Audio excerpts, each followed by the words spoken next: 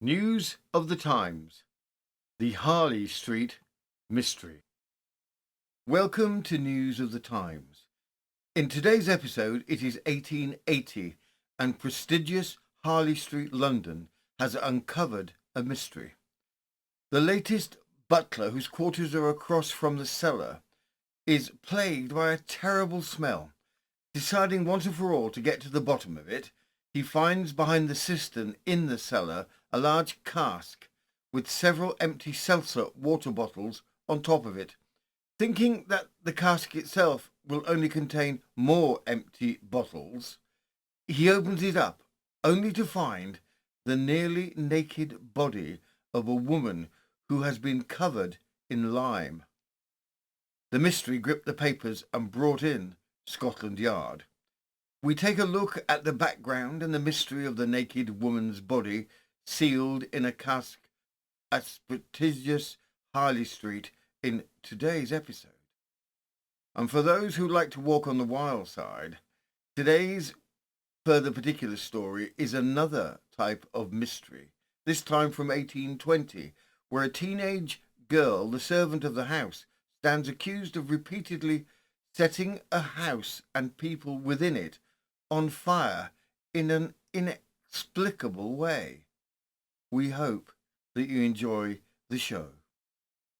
Background. We are in Harley Street in Marylebone in central London. 139 Harley Street has been for many years owned by a successful merchant, Mr. Henrique. Servants have come and gone, with, it would seem, the average tenure of about 2 years. In 1880, the latest butler, whose quarters are opposite one of the 3 cellars of the house, notices a particularly disagreeable smell. He is initially believing that it might be the bins which are emptied, but the smell remains. Still, exploring the cellar, he notices a cask placed behind the cistern. He opens it and is horrified by the findings. From the Western Times, the 8th of June, 1880. Shocking discovery. A woman's remains found in a cask. The police have made a thorough search of the cellars of 139 Harley Street, but have made no discovery throwing light on the mystery, with the exception of a bundle of clothing supposed to belong to the deceased. There is very little fresh to add to the facts already made public in reference to the discovery of the body of a woman in a tub underneath a cellar in the house of Mr. Enriquez of 139 Harley Street. The police are making diligent inquiries, but for the present, all events, it is very problematic whether any solution will be found to what seems for the time being likely to be added to the undisclosed crimes of the day. The police authorities have been endeavouring to find out whether anyone has been missing, and is also if the various servants of Mr. Henrique's house, who have at various times left his service, can be traced. And it appears that the whole of them, both male and female, are accounted for. It seems that Mr. Henrique's present butler came into his service about the month of November 1878, and soon after he came he noticed unpleasant smells in the cellar. The doctor says that within lime about the body it would not become offensive until about 2 months after death, and that would probably be about August 1878, when the act was committed. From the medical examination, it appears that the body was that of a short woman.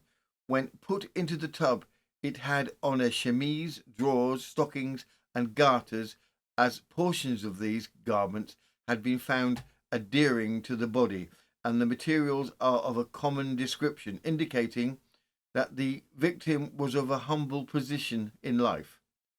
The age is put by the doctors at about 40 years of age, but it is thought by some of the faculty that she may have been younger. There's also appears to be divided opinion to the cause of death, the traces of external violence being doubtful. Certain marks on the right breast are thought to be clots of blood, but this is doubtful. Dr. Bond, who took away with him a piece of the thigh bone, will probably be able to speak more definitively to the age of the deceased. Yesterday, the medical gentleman engaged in the case held another consultation, with a view of clearing up some of the points upon which they did not agree. The tub in which the deceased was found was one that was used for sugar, Mr. Henriques being a merchant, and this was brought, as with the custom, with goods for household consumption, and many of the same descriptions were about in the cellar. The first difficulty the police have to contend with is in reference to the identity of the deceased. If this could be found out, the subsequent search would not be so difficult. Mr. Superintendent Draper, who has charge of the investigation, is making the most rigid inquiries in quarters where information is likely to be found and is not without hopes of tracing something definite. An official communication from the Detective Department of Scotland Yard states that the front teeth of the body found are very peculiar, being unusually short and having blunt ends if they had been sawn. The body, that of a woman between 40 and 50 years of age, in poor and probably unfortunate circumstances, of short stature and having dark brown hair. It has been dead for 18 months to 3 years. Any information to persons answering to this description missing about the period stated should be sent to the Superintendent Draper, Marylebone Lane Police Station. Up to the late hour last night, the police had failed to gain any further information on the subject, although the belief is that they are on the right track to discover the mystery. The inquest upon the remains will, it is expected, be opened by Dr. Hardwick, the coroner for Middlesex, on Tuesday next. Further medical examination of the remains were made today by 2 medical men, one of whom was appointed by the coroner to give special opinion for the inquest. Their belief is that beyond doubt murder had been committed, and there is sufficient evidence to show that the remains are those of a female of about 30 years of age. The case grips the papers, not only for the mysterious woman found in a cask in a cellar, but also with the prestigious location of the murder. Scotland Yard becomes involved trying to identify the victim, but the many leads inevitably end in failure. There's also considerable interest regarding the preceding the butler, but he cannot be found. From the Western Times, the 10th of June 1880, the Harley Street mystery. All traces have been lost of the butler who left Mr. Henrique's service about 18 months ago. His wife has not heard of him for nearly that time. Some important discoveries in reference to the murdered woman have been made by Chief Inspector Lucas, and it is expected that before the inquest on Monday next, something definite will be done. An analysis of the stomach has been made by Dr. Pepper, but there is no doubt that death was caused by a stab in the left breast. The coroner has not yet given his order for burial. It is suggested that the body could not have been put into the cask immediately after death, otherwise blood would have been found in the cask, and that it has probably been buried and exhumed.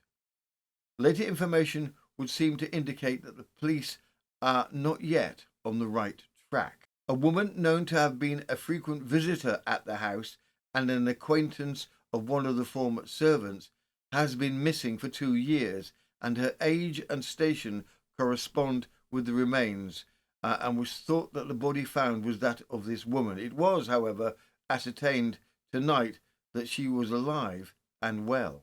Considering that the barrel in which the body was found was close to the cellar and within a few feet of the butler's bedroom window, it's remarkable that the smell did not lead to the discovery of the body.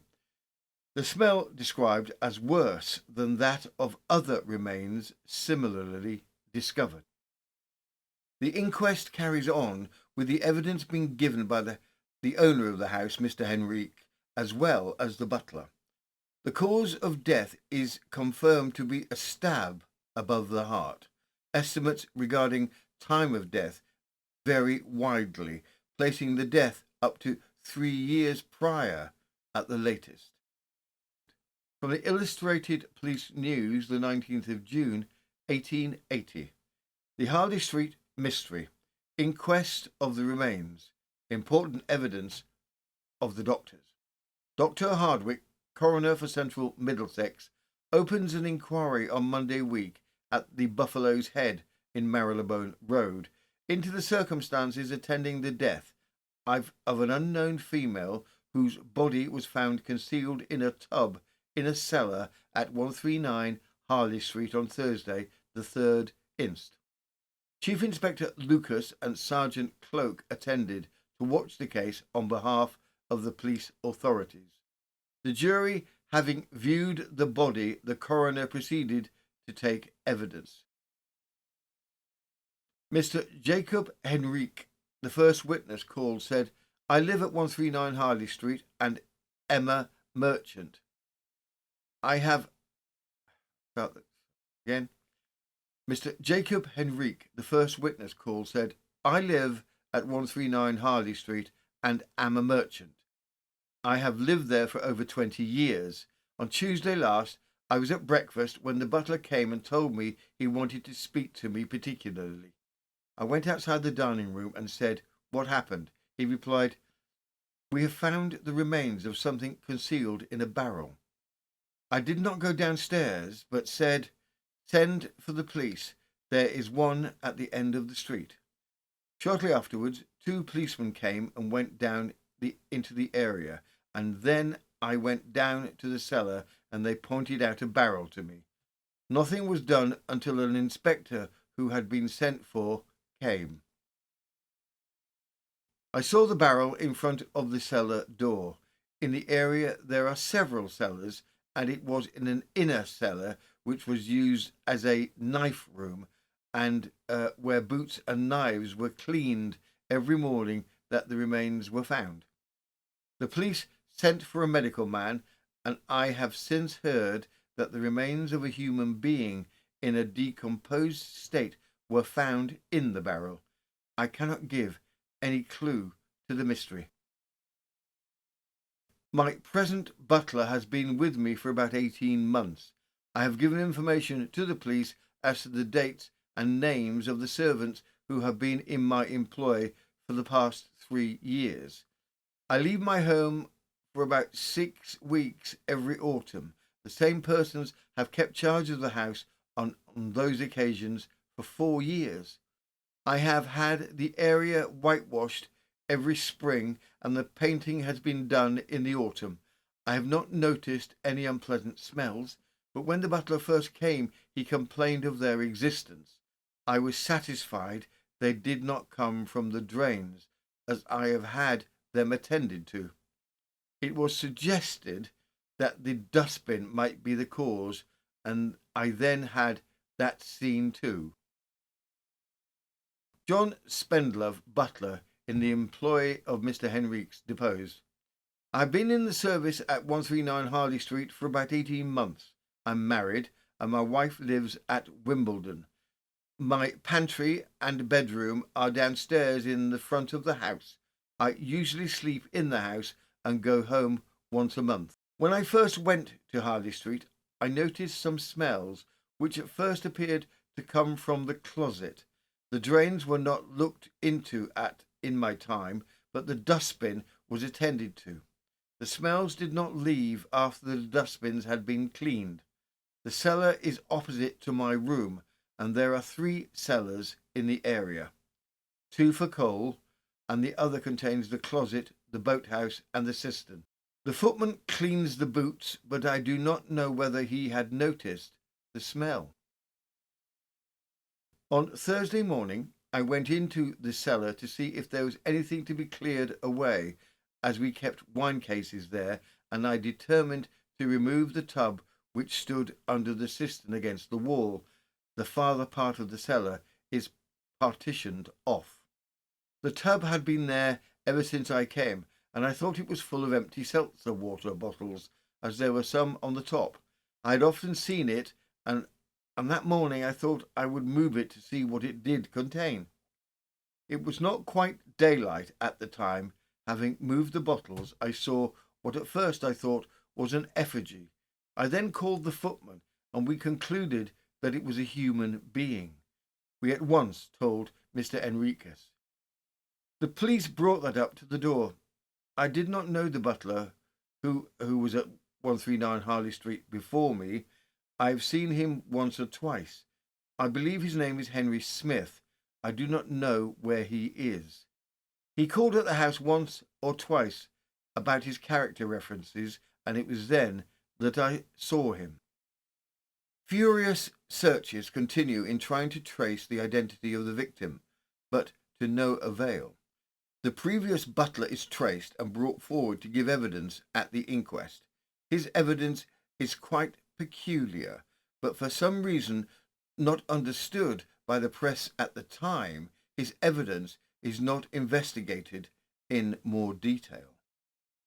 From the Illustrated Police News, 26th of June 1880, the Harley Street murder.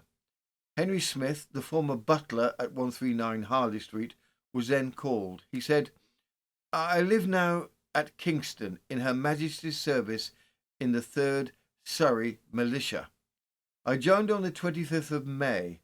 I was formerly in the service with Mr. Enriquez, and I was there about 18 months. William Tinup was with me as a footman. I can give no clue as to this case. I know there was an inner cellar which I used. I know the cistern, but I do not remember any cask being there or any soda water bottles. I was discharged from the house. Mr. Enriquez had found me the worse for drink. I left a little before Christmas, and this was in 1878. I slept in the servants' hall. The footman slept in the pantry. The area gate was open all day, and it had been open all night. I never had anyone down there. I was married before I went there. My wife is living in Dorchester Street." I'll start that again. "I was married before I went there. My wife is living in Dorchester Street. She is in the service. I am on good terms with her. They're living apart. When I first went, the footman left to better himself. The footman always slept in the pantry. I went out 2 or 3 times a week. I stayed out all night. This might have lasted about 4 or 5 months. I do not remember the cask at all. I had a man once to dig in a hole in one of the cellars, but I never dug a hole. This was about 2 or 3 months before I left. There was a lot of stale bread I wanted to bury. The man could not get down as he came into some concrete there. There was a lot of waste bread, and that was my only reason. A man named Green dug the hole, John Green. The man who had care of the house during the absence of the family was then called. The story of burying an abundance of bread is refuted by the cook, Mrs. Jury, who testifies that there was never any waste or extra bread, and that she knew nothing about the bricks being taken up to bury stale bread. The press remains equally sceptical of this excuse. Then Mr. Green is brought forward regarding his digging a hole in the cellar. Mr. Green deposed, "I am 73 years old. I was asked by the butler to lay some bricks in the cellar. This was about 3 years ago. I took my hammer with me to the cellar. The bricks had been taken up and scattered about. The place was about 3 feet 6 inches square. I collected the bricks and made the place good. I brought nothing in. I put them down fair. Wanting a little gravel to put between the crevices, I filled it up with coal dust. The next day I saw Smith and he said, I want you to come around and sweep the cellar. I swept it out, put the bottles together and threw the rubbish into the dustbin. He also asked me to take some mould from the back cellar. The bricks were such as had been used in the cellars, and I did not attempt to dig a hole. The bricks appeared to have been pulled up, as though someone had been digging for a drain. I didn't notice any cistern. The man who was employed as a footman at the time is brought forward, who confirms the testimony given, and there, other than the confirmation from the pathologist involved in the post-mortem, all evidence stops. From the Illustrated Police News, the 26th of June, 1880, the Harley Street murder verdict. Dr. Hardwick, on Monday week, resumed the inquiry at the Buffalo Head in Marylebone Road, touching the death of a woman aged between 40 and 50, whose remains were found by a butler in a cellar at 139 Harley Street, the residence of Mr. Jacob Henriques, on the 3rd of June. Mr. Spurgeon said, "The cause of death, I have no doubt.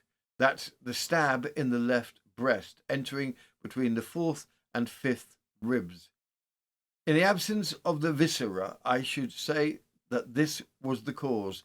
The heart did not appear to be hurt. I have since examined the teeth, and some casts have been taken of the mouth and teeth. These I have with me, and I have placed duplicates in the hands of the police. I found 3 or 4 patches of lime, which appeared more like smears.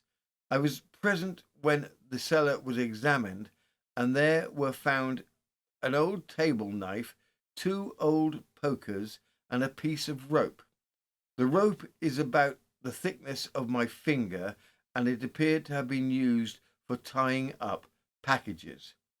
After a short consultation, the jury returned a verdict of willful murder against some person or persons at present unknown. Despite the abrupt halt to the investigation, interest in the case persists with the public and the papers. The government offers a £100 reward, valued today approximately £15,000, for information leading to the arrest or conviction of the person or persons responsible. Although several tips fly in, eventually with investigation, none of them are reliable. From the Sydenham Times, the 22nd of June, 1880. The government, it is announced, have offered a reward of £100 for such information as would lead to the arrest and conviction of the person or persons who murdered and mutilated the body of the female found in the cellar in Harley Street.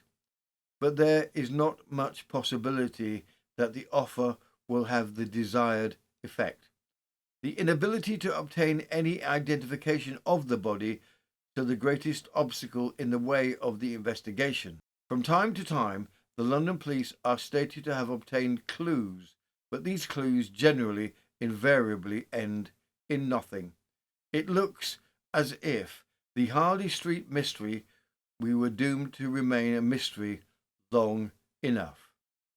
And there the case remains. The police continue to focus on attempting to identify the victim, but she remains unknown to this day. Without an identity, there is no case against the previous butler and his highly suspicious story regarding the buying of waste bread. Many recreations as to how very poorly the investigation was handled by the police drip acidly from the papers. An interesting point, as the same recriminations will be in the London papers regarding the handling of the Jack the Ripper case a few years hence. Further particulars. Today's further particulars case comes to us from 1820 and hints at the possibility of some strange supernormal incendiary powers of a young girl. From the Royal Cornwall Gazette, 22nd of January 1820. A most extraordinary case. On Saturday last, an investigation which excited the greatest interest and lasted till a very late hour came on at this office before J. E. Conant, Esquire, the sitting magistrate. Elizabeth Barnes, a girl of 16 years of age, was brought up in the custody of Plank, the officer charged by Mr. John Wright, the linen draper of Foley Place, Marylebone, on suspicion of having at several times set fire to his house and furniture. She was also charged with having, by some extraordinary means, set fire to the wearing apparel of Mrs. Wright, his mother, at various times, by which her clothes were burned off her back and injured her so dreadfully that her life is despaired of. The office was crowded to excess. Mr. Wright stated that the prisoner had been a servant in the house for some time past, but they never suspected her of anything wrong until they were induced from the following most extraordinary circumstances to entertain an idea that she had intentions of destroying the house and the family by fire. Wednesday morning, January the 5th, at about 8:30, his mother was sitting in the parlour by herself, and the prisoner was in the shop alone. His mother was seriously alarmed by a fire which broke out in the shop, which did considerable injury, and it commenced by some means in one of the drawers in the counter. Friday, January the 7th, about 11 o'clock in the morning, his mother was sitting by the fire in the kitchen, the prisoner being the only person with her, and on rising she had not gone far as the door before all her clothes were on fire, and had it not been for speedily assistance in putting out the flames, she would have been burnt to death. She was burned dreadfully.